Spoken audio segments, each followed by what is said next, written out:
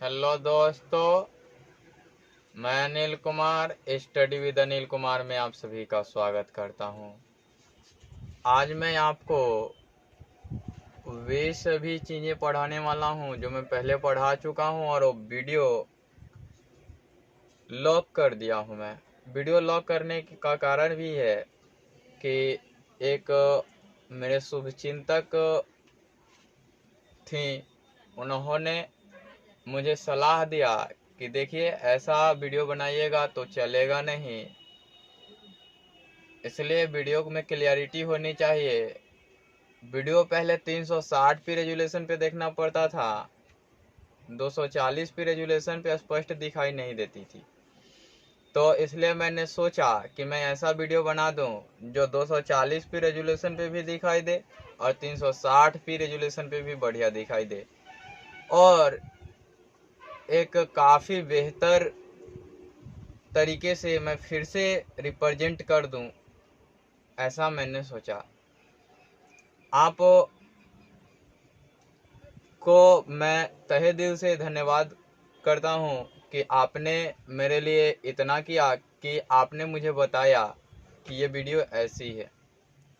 ठीक है, आइए तो देखते हैं। मैं 2 से नहीं पढ़ा के मैं 0 से स्टार्ट करता हूं। 0 एक भी तो एक नंबर है और मैं बता दूं आपको कि 0 से विभाज्यता के नियम क्या होते हैं। तो 0 से विभाज्यता का नियम, पहले तो 0 से सभी नंबर विभाजित होते हैं ऐसा कहा जाता है। क्या होता है? 0 से सभी 0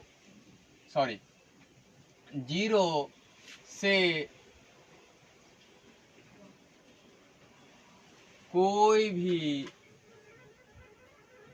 संख्या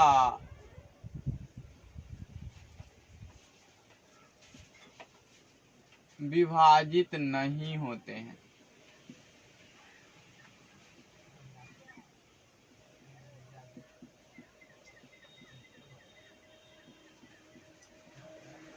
कोई भी संख्या 0 से विभाजित नहीं होते हैं।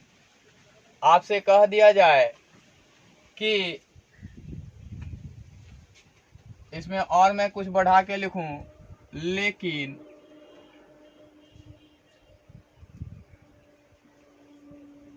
जीरो अर्थात शून्य सभी संख्या से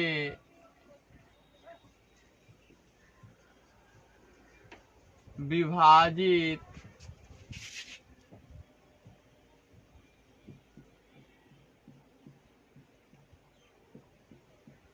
होते हैं।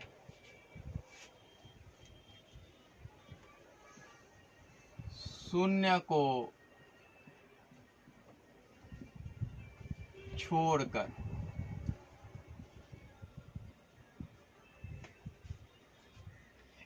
इसको ब्रैकेट में बंद करके लिख लीजिएगा। कोई भी संख्या विभाजित नहीं होते हैं 0 से, लेकिन शून्य सभी संख्या से विभाजित होते हैं। ऐसा मैं इसलिए कह रहा हूं कि आपने पढ़ा होगा कि 0/2 तो 2 का पहाड़ा कितने बार पढ़ा जाए कि 0 आ जाए? तो 0 बार पढ़ेंगे तो इसका आंसर 0 होता है। 0 का पहाड़ा 4 का पहाड़ा कितने बार पढ़ा जाए कि 0 आ जाए? तो 0 बार पढ़ेंगे।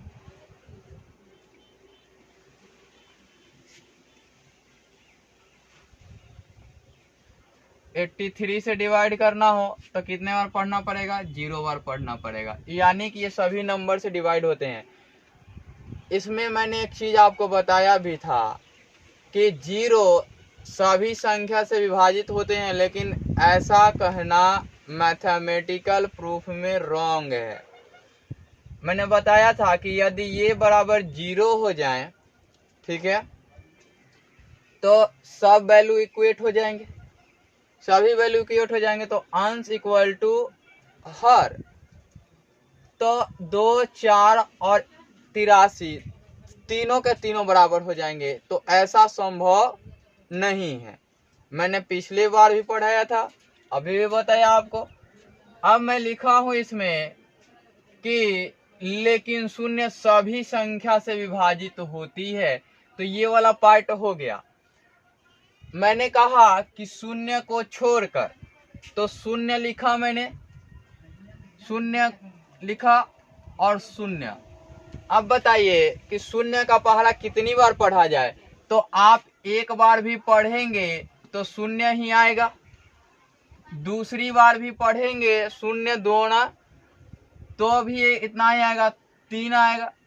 कितने बार भी पढ़ लें, अर्थात कि यह संख्या जो है 0 वो इनडेफिनिट है, उसकी कोई सीमा नहीं है।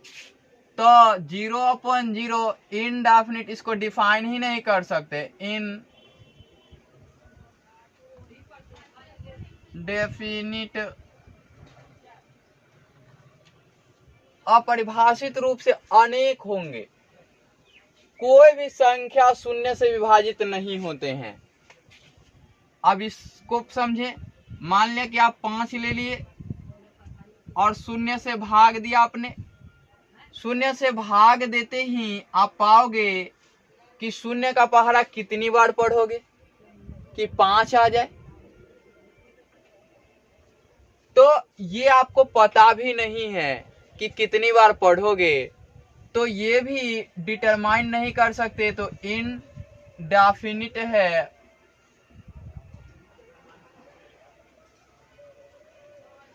आप ऐसा कह सकते हो। अब मैं आपको बताऊं कि 1 से,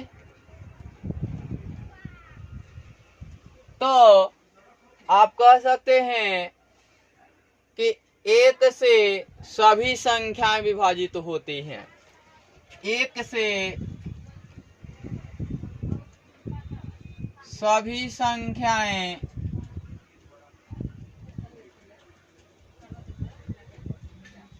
विभाजित होती हैं।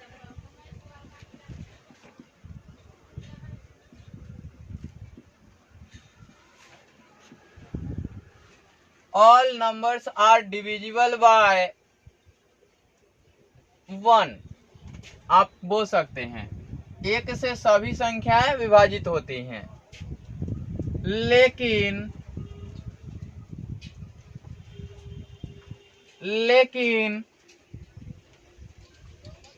एक किसी भी संख्या से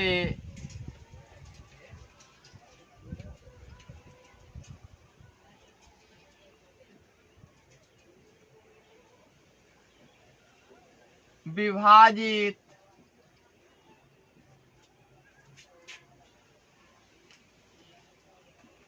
नहीं होते हैं।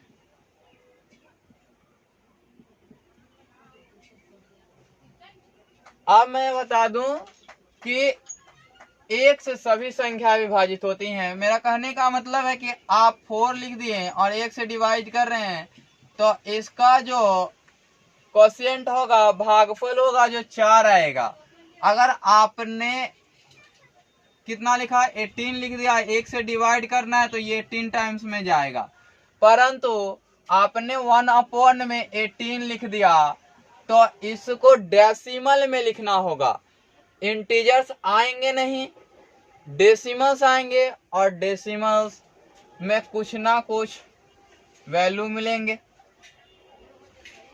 तो इसलिए कहा जाता है कि एक किसी भी संख्या से विभाजित नहीं है, सिवाय, ब्रैकेट बंद करके लिखेंगे, 1 को छोड़कर।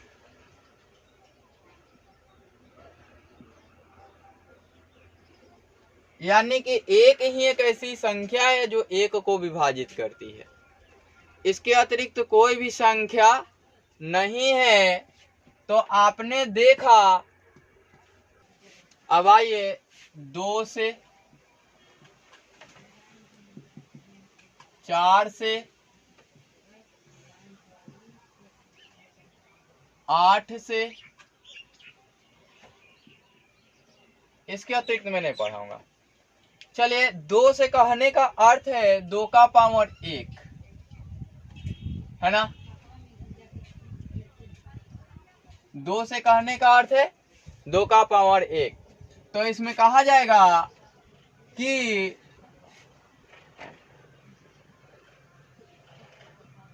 किसी संख्या का अंतिम अंक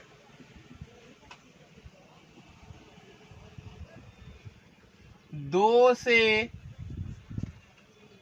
विभाज्य हो।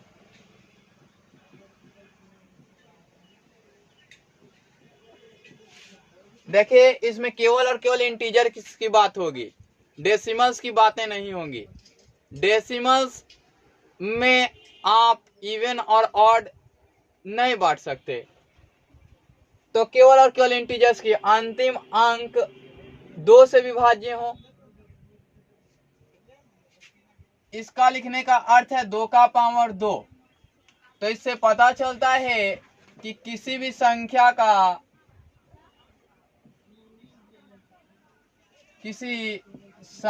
का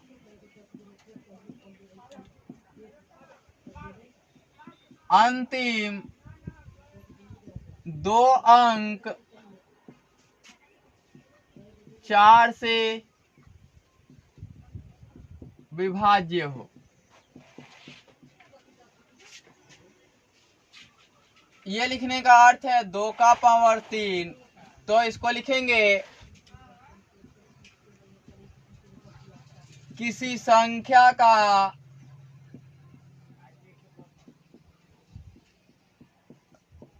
अंतिम 3 अंक 8 से विभाज्य हो।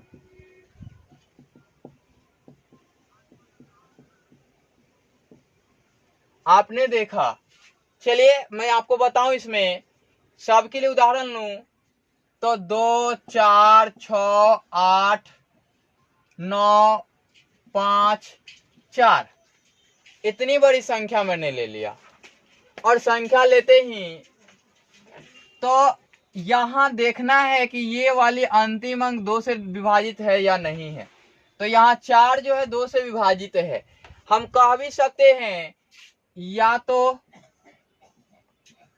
अंतिम अंक 0, 2, 4, 6, 8 हो, तथा लिख सकते हैं यहां तथा 8 हो।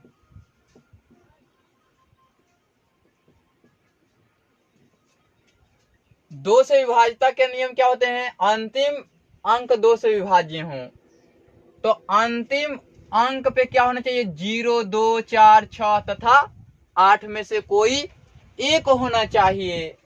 तो यहाँ 4 है तो ये विभाजित है। आप एक नंबर लिखें 5, 6, 3, 7, 9, 2, 4, 3, 6 लिख दिया आपने। तो ये संख्या 2 से विभाजित है या नहीं है? तो है। आपने लिख दिया 3, 5, 7, 9, 1, फिर लिखा आपने कि 9, 4, फिर 2 लिख दिया या 0 लिख दिया आपने, 0 लिख दिया। क्या यह संख्या 2 से विभाजित है या नहीं है? तो है। अब इसे पूछ दिया जाए कि 4 से विभाजित है या नहीं है। तो अभी हमने बताया था 2 से चेक करने के लिए। अब 4 से, ये 2 से के लिए है ना, 2 से विभाजित होने के लिए कहा जाए तो, है ना। अब मैं कहूं कि 4 से, तो अंतिम 2 अंक देखने हैं। तो अंतिम 2 अंक देखेंगे तो 4 से यहां कर दिया जाए, 4 से, तो ये सभी हट जाएंगे। और यहां देखा जाएगा कि 54 है और 54 जो है 4 से विभाजित नहीं है। तो ये संख्या 4 से विभाजित नहीं होगी। यहां देखिए कि 2 अंक 4 से विभाजित है या नहीं है। तो यहां ये संख्या 4 से विभाजित है। यहां देखिए ये भी संख्या 4 से विभाजित है।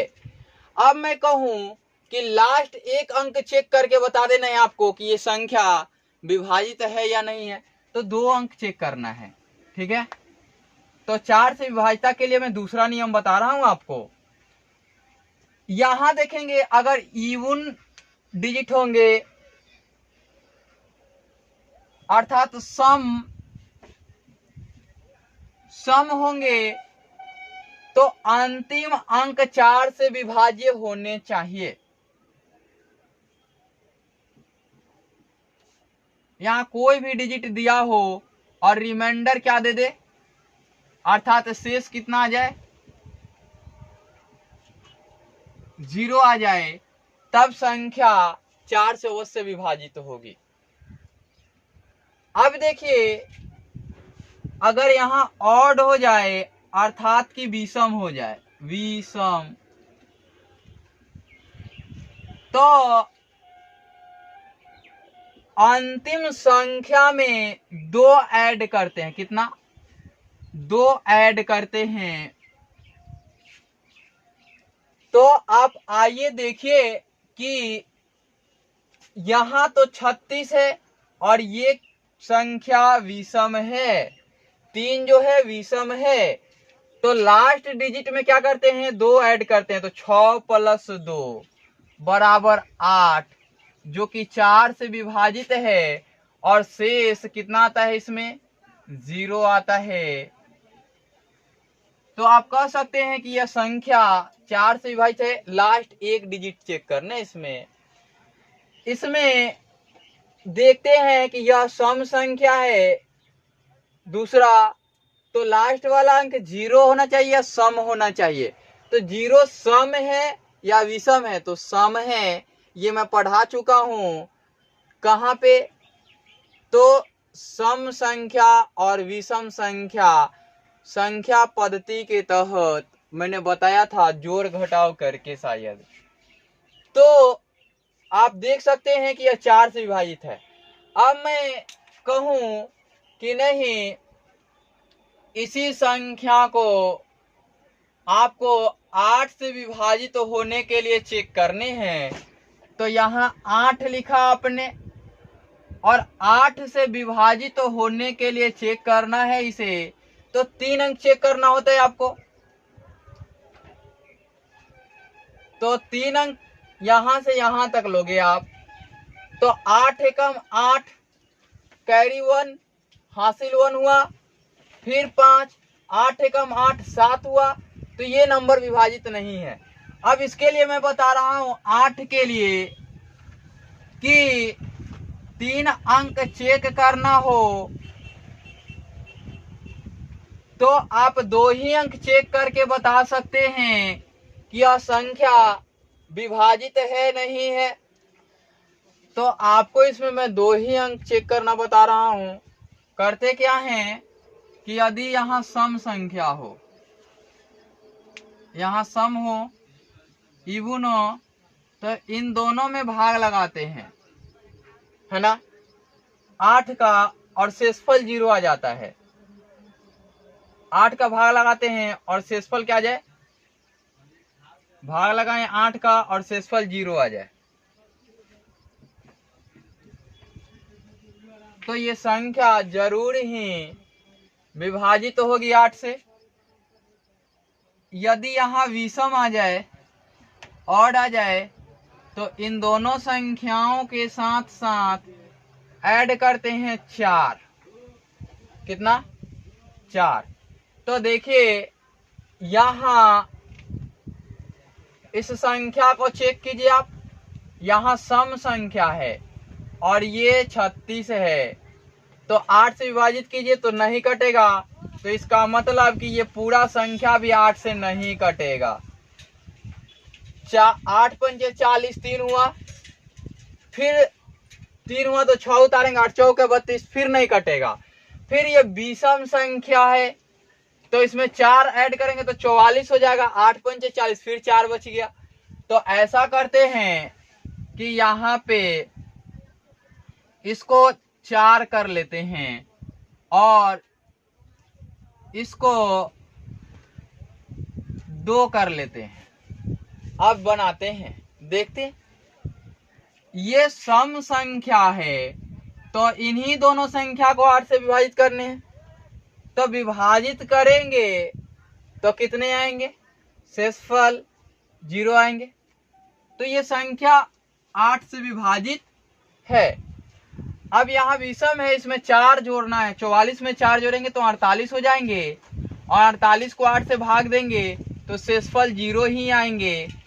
ऐसा होगा तो यह संख्या डेफिनेटली किससे कटेगी? 8 से कटेगी। इसी प्रकार से अब 5 का रूल चलता है। 5 से, 25 से, 125 से।